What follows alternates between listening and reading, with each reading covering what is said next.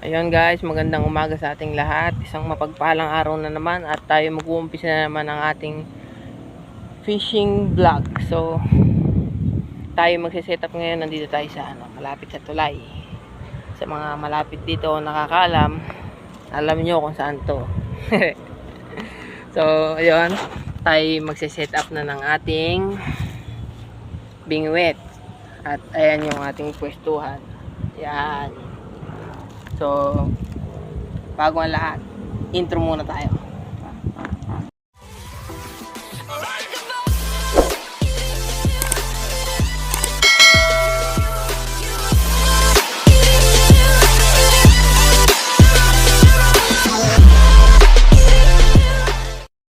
So, ayun guys, against the light tayo ngayon. Nagpasensya nyo na sa ating spot. So, ito yung gamit natin na pamingwit. Pinadala lang sa akin to na sugaliang. Ayan. 1.8 meters with matching R18 na fishing reel na siya, 1000 series double power handle.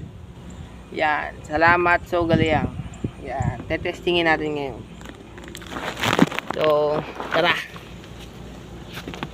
Set na tayo. Baka sakaling makarami.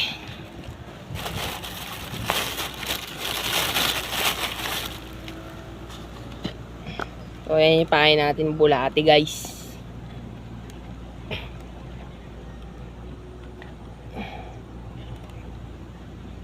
Bulati ang ating gamit. Natural na pagkain ng mga wild na tilapia.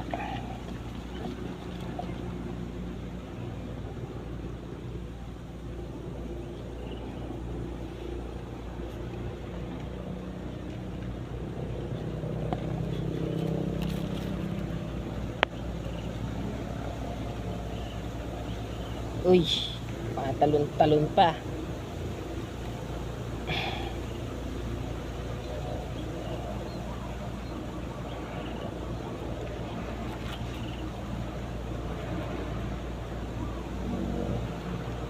Napakaswerte natin mga kaibigan dahil isa tayo sa napili para maging sponsored ni Sogaliang. Ang products na meron sila ay fishing rod set at iba pa. Pero mainline lang talaga nila mga pamingwit, ganyan, mga taga or fishing hooks, bobber, ganun. So, try natin kung malalim. Malalim guys. Delikado tayo. So yun, unang hagis para sa ating lahat.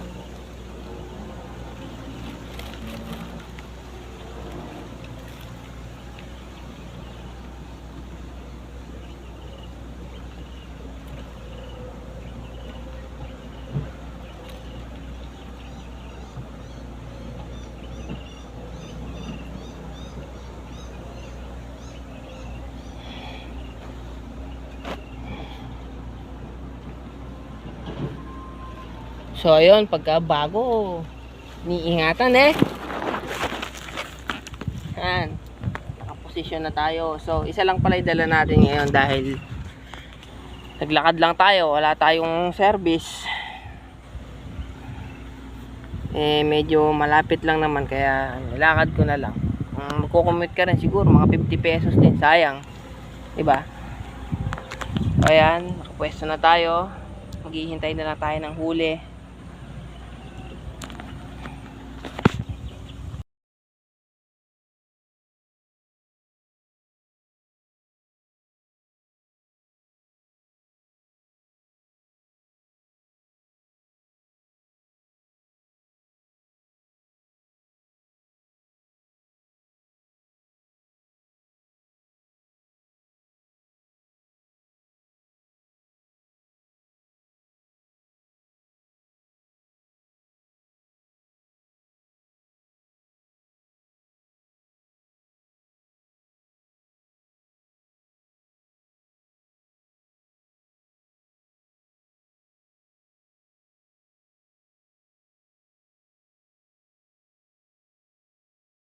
So ayun guys, kung mapapansin nyo lumipat tayo ng pwesto. Andun tayo kanina sa kabila. Doon. Matatanong tumawid tayo dyan. Dahil siguro nakaka 20 or 15 minutes na tayo. Wala pa tayo ng huli. So lumipat tayo ngayon dito sa may gilid, malapit sa may water lily. Sana makakuha tayo. Pero meron lang kasalukuyang gumagalaw sa ating palutang at sana mga jackpot tayo ngayon. So habang wala pang kagat, may i-share lang ako sa inyo na kumbaga based on my own experience lang na bilang namimingwit or namamadwas,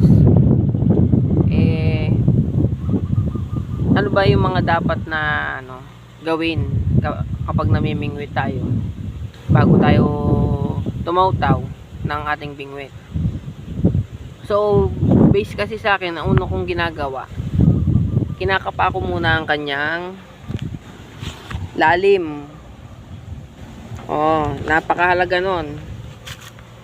Titingnan mo muna kung gaano kalalim ang iyong tatautawan, kung malakas ba ang agos nito at kung marami ba itong sabit. So basically ang ginagawa ko pagka ito ay malalim, ang ginagawa ko, nag-a-adjust ako ng adjuster. So habang nag-a-adjust ako ng adjuster, kumbaga kinakapa muna nun yung lalim ng tubig. At kung ito naman ay malakas ang agos, ang masasuggest ko maglagay kayo ng mabigat na pabato sa ating pamingwit, di ba? Kasi aagusin siya pagka mababaw.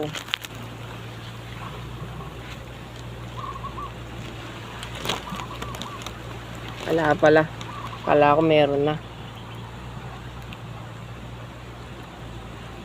Grabe mga isda dito. Ayaw pa tayong pagbigyan guys.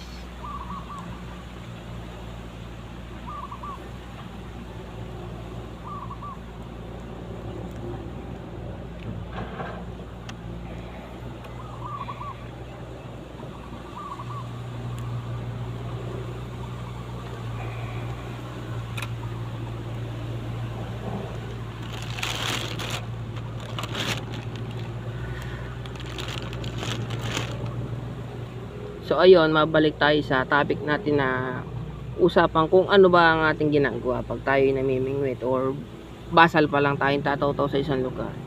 So ako, yun ang ginagawa ko sa experience ko. Ewan ko lang sa iba kung paano yung strategy yung ginagawa nila. Basta ako, ganun lang unang-una kong ginagawa.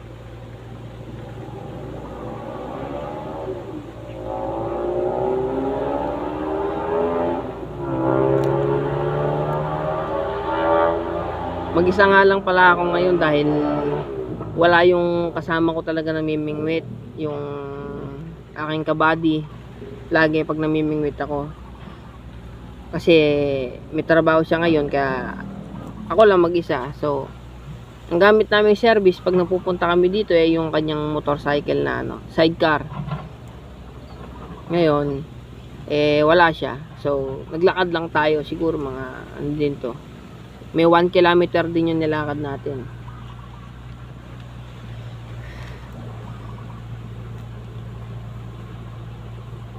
One kilometer, siguro mga yun, mga 500 meters, ganun siguro. Hindi naman 1 kilometer. Masyado naman pala ako sa 1 kilometer. So ayun, the rest, wala pang kumakagat ngayon sa atin at standby lang tayo sa ating posisyon. Ganyan talaga pagka namimingwit. Kailangan natin ng mahabang pasensya.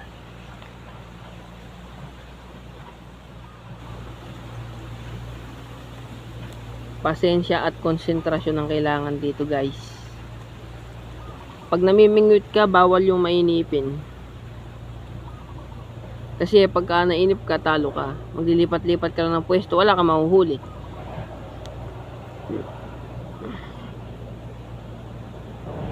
Minsan, kahit naka-stick ka sa isang pwesto, minsan madadatan mo talaga na wala talaga, na zero talaga. Siguro hindi dun nag-i-standby yung mga isda na nasa paligid.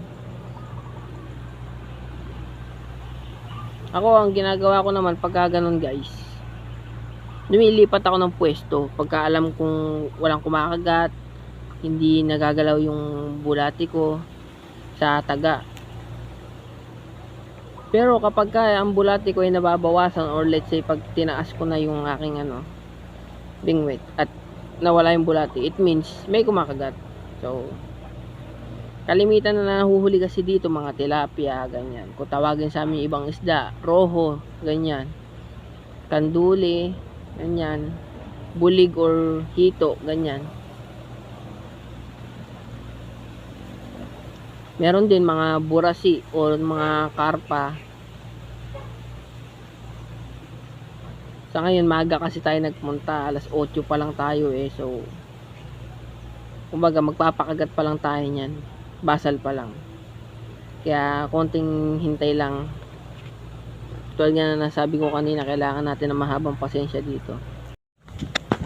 So ayun guys, tayo nagbabalik at lumipat tayo ng pwesto, at kaya nakat yung ating video na sa kabila dahil may nag-ano ng mga truck tsaka ng nag-aayos ng daan dito. So nakahuli naman tayo ng 2 tilapia, kahit papaano nakakadalawa na tayo. So eto ipapakita ko sa inyo guys, kasi kung lagayan yan, tilapia. Hindi ko na na-video kasi nag-aayos sila dun eh. Ito pa. Yan, naka-plastic lang tayo kasi wala tayong dalang lagayan, naglakad lang tayo. Ngayon dito tayo nakapwesto. Yan,